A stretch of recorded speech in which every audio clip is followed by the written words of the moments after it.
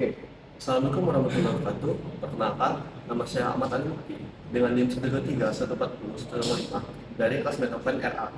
Nah, di sini saya membawakan ide penelitian saya, yaitu klasifikasi tingkat kualitas dataset berdasarkan analisis metadata menggunakan pendekatan zero shot classification dan transfer learning. Oke, kita masuk ke pembahasan terlebih dahulu. Sebelumnya, untuk melakukan penelitian eh, dengan machine learning atau deep learning itu membutuhkan dataset. Nah, dataset ini juga biasanya dapatkan melalui jenis metode pemilihan data sekunder. Nah, sekunder ini tuh mengambil dari repositori online, dan repositori online yang bisa dipakai itu seperti Kaggle, UCL, BPS dan yang lainnya. Tapi di sini saya fokuskan kepada Kaggle dan UCL. Kenapa seperti itu? Dikarenakan pada Kaggle dan UCL ini terjadi ledakan volume data publik. Pas Kaggle ini tumbuh eksponensial, muncul dataset terus-menerus pada Kaggle, dan metadata yang heterogennya itu tidak struktur. Kita tidak bisa mengetahui secara pasti apakah dataset ini bagus atau tidak. Kita harus mengeceknya secara langsung, dan itu membutuhkan waktu yang lama jika kita harus mencari satu-satu dataset yang cocok untuk penelitian kita. Nah, dari dari operasi manual dan scalable ini saya menghadirkan metode klasifikasi dataset metadata menggunakan metode zero shot classification dan transfer learning agar memudahkan peneliti untuk memilih dataset yang baik bagi penelitiannya. Oke, kita masuk ke rumusan masalah. Yang pertama, bagaimana cara mendefinisikan dan membuat label kelas kualitas metadata dataset? Itu ada tinggi atau rendah secara objektif menggunakan metrik kuantitatif proxy yang tersedia pada repositori data sekunder. Yang kedua, bagaimana kinerja model transfer learning atau fine tuning pre-trained language model dalam mengklasifikasikan kualitas deskripsi metadata dataset dari berbagai domain. Dan yang ketiga, itu bagaimana kinerja model zero shot classification dalam mengklasifikasikan kualitas deskripsi metadata dataset tanpa pelatihan spesifik, dan bagaimana perbandingannya dengan model transfer learning. Selanjutnya, untuk menjawab rumusan permasalahan dari slide sebelumnya, didirikan tujuh penelitian. Yang pertama itu ada mendefinisikan kriteria operasional dan membuat label kualitas metadata dataset tinggi atau rendahnya secara objektif berdasarkan matriks proxy yang tersedia pada repositori data sekunder. Untuk matriks proxy tersedia pada repositori data sekunder akan dijelaskan di slide selanjutnya. Dan yang kedua, mengembangkan dan menguji model klasifikasi kualitas metadata dataset menggunakan pendekatan transfer learning, fine tuning, pre-trained language model. Dan yang ketiga, menganalisis dan membandingkan kinerja model zero shot classification dengan model transfer learning untuk menentukan pendekatan deep learning yang paling efektif dan efisien dalam menilai kualitas metadata set secara umum atau secara general. Selanjutnya, untuk batasan masalah. Pada penelitian ini saya menetapkan beberapa batasan penelitian, yaitu yang pertama hanya menggunakan repositori dari Kaggle dan juga UCL. Yang kedua, bersifat generalis hanya pada kualitas deskripsi metadata, bukan mengambil isi atau domain data ya.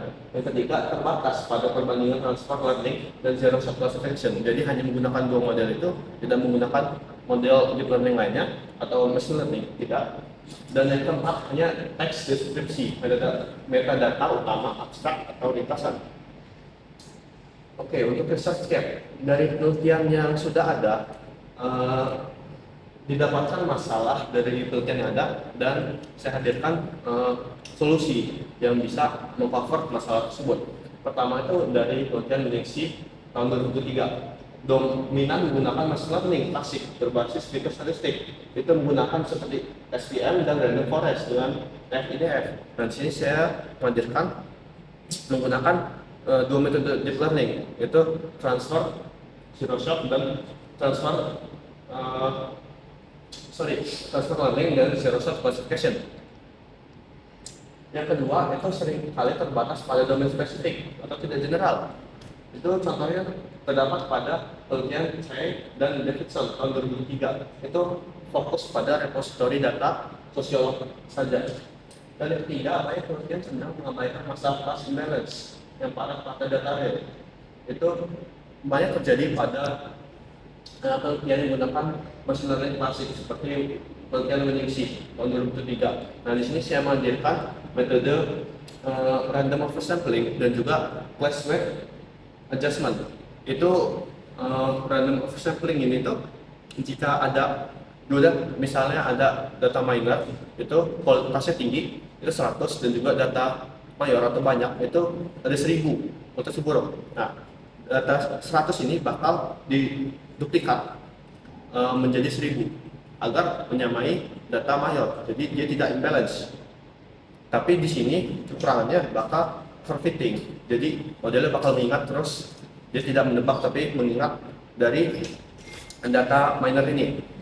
Yang kedua itu ada class weight adjustment. Jadi bobotnya itu dinaikkan untuk data minor. Misal data mayor itu yang kualitas buruk itu kita set 0,5 di memproseskannya, yang di minornya kita set misal 2. Jadi dia bisa lebih balance.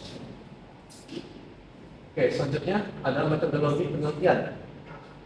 Metode penelitian ini dimulai dari akuisisi data dari Kaggle, terus juga ambil judul, deskripsi dan juga build rating ya, proxy rating dari Kaggle. Terus konversi data, konversi usable rating ke label minor diubah menjadi high dan low quality. Lalu pada pemrosesan ubah ke teks, cleaning hapus HTML dan URL, terus cache folding lower cache, dan juga optimalisasi sesuai arsitektur transformer. Lalu ke pemodelan, itu ada ke pemodelan data, kita buat ada zero square classification dan juga classical learning fine tuning menggunakan arsitektur BART atau Robert. Selanjutnya di evaluasi dan kesimpulan itu buat testingnya 80% itu datanya buat training dan 20% buat testing. Dan selanjutnya akan dihitung operasi precision recall dan juga akan diinterpretasi hasil dan menarikan kesimpulannya. Selanjutnya data dan skenario anotasi atau ground truth-nya. Jenis data untuk data mentah itu sekunder kualitatif karena mengambil deskripsi dan juga judulnya. Nah, itu setelah diproses di pemodelan ini, dia bakal berubah nanti menjadi sekunder kualitatif karena dia bernilai angka. Nah, bantuan ground truth itu atau label kualitas di Kaggle sendiri itu ada Kaggle usability rating.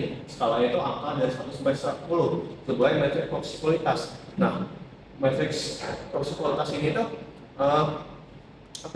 memberitahu apakah data saat ini lengkap atau enggak, ada deskripsinya, judulnya, segala macam, dan layak dipakai. Tapi itu tidak cukup untuk bisa mengklasifikasi kalau ini tuh bagus. Ini hanya sebagai contekan saja untuk model nanti. Nah, untuk aturan pembelaan biner itu level 1 high quality itu di atas 8, di bawah 5 itu low quality. Oke, mungkin kenapa tidak ada 6 sampai 7,9 itu karena untuk kualitas itu masih ambigu, tidak bagus untuk tinggi atau rendah.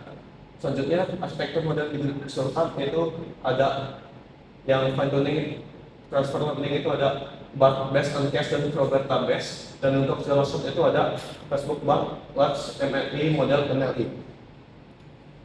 Oke, untuk fokusnya untuk tuning ini untuk BART based itu untuk operasi maksimal pada data spesifik dan tujuannya mempelajari langsung dalam dari dataset. Kalau yang keduanya versi tinggi dan tempatnya, jadi dia tidak diberikan contekan seperti kasus satu fine tuning ini. Dia tujuannya generalisasi pada data baru, jadi selalu modelnya dilakukan bahkan terus. Oke, mungkin itu saja yang bisa saya sampaikan. Mohon maaf bila saya ada kesalahan. Saya akhiri. Wassalamualaikum warahmatullahi wabarakatuh.